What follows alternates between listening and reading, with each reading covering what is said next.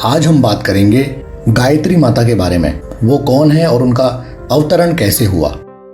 ब्रह्मा जी काफी समय से धरती लोक पर यज्ञ करने का सोच रहे थे और उसके लिए उन्होंने पुष्कर जी यानी पुष्कर शहर को चुना।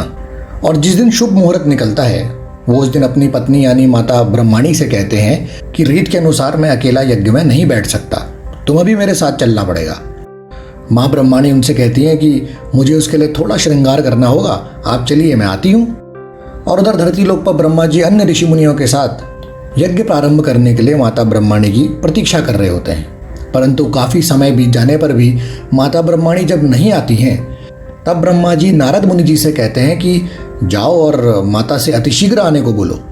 श्री नारद मुनि माता के पास पहुंचते हैं और देखते हैं कि माता तो अभी भी श्रृंगार कर रही हैं, जिसकी वजह से उन्हें देर हो रही है और यज्ञ में विलंब हो रहा है। तो नारद मुनि वापस धरती लोक पहुंचकर थोड़ा अपने अनुसार बड़ा चढ़ाकर बोल देते हैं कि पता नहीं यज्ञ प्रारंभ हो भी पाएगा कि नहीं, क्योंकि माता का श्रृंगार तो अभी बस शुरू ही हुआ है और वो पता नहीं समय पर आ भी पाएंगी कि नहीं। ब्रह्मा जी थोड़े चिंतित होते हैं और वहाँ उपस्थित ऋषियों से सलाह परामर्श करते हैं कि ऐसी स्थिति में क्या किया जाना चाहिए जहाँ देवी ब्रह्माणी की अनुपस्थिति में यज्ञ नहीं हो सकता और श्रृंगार से हो रहे विलंब से शुभ मुहूर्त चला जाएगा।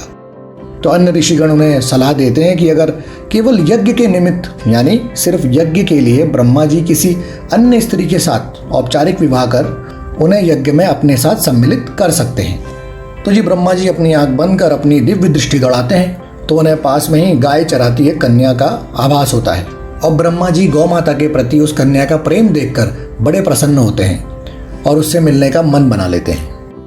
फिर ब्रह्मा जी लड़की से मिलकर उसके समक्ष औपचारिक विवाह का प्रस्ताव रखते हैं, परंतु लड़की अपनी उत्तम संस्कारों का परिचय देते हुए कहती है कि मैं समझ गई कि आप ब्रह्मा जी हैं और ये मेरे लिए बड़े सौभाग्य की बात है कि मैं आपके किसी काम आ पाऊं, परंतु मेरे लिए मेरे पिताजी का निर्णय सर्वोपरि है।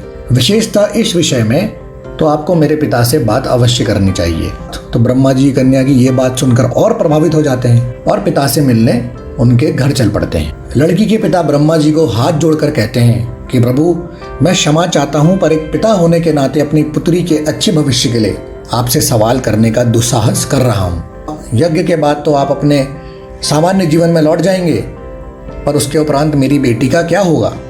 अब ब्रह्मा जी कन्या से तो प्रभावित थे ही, वो उसके पिता से और प्रभावित हो जाते हैं और वो उन्हें वरदान देते हैं कि यज्ञ के उपरांत वो देवी गायत्री को संपूर्ण वेदों का ज्ञान आशीर्वाद के रूप में देंगे और आने वाले समय में उन्हें वेद माता गायत्री के रूप में जाना जाएगा और माता गायत्री की उपासना के बिना कोई भी किसी भी वेद का ज्ञाता नहीं बन पाएगा। तुम्हारी पुत्री जगत माता वेद माता माँ गायत्री की तरह पूजी जाएगी। ये थी माँ गायत्री की कहानी और अन्य ऐसी कहानियाँ सुनने के लिए चैनल को सब्सक्राइब कीजिए, दिए गए पेज को फॉलो कीजिए और लाइक कीजिए और हमारी वेबसाइट पर जाकर इस कहानी को विस्तार से पढ़िए, सुनिए और देखिए। ओम नमः शिवाय।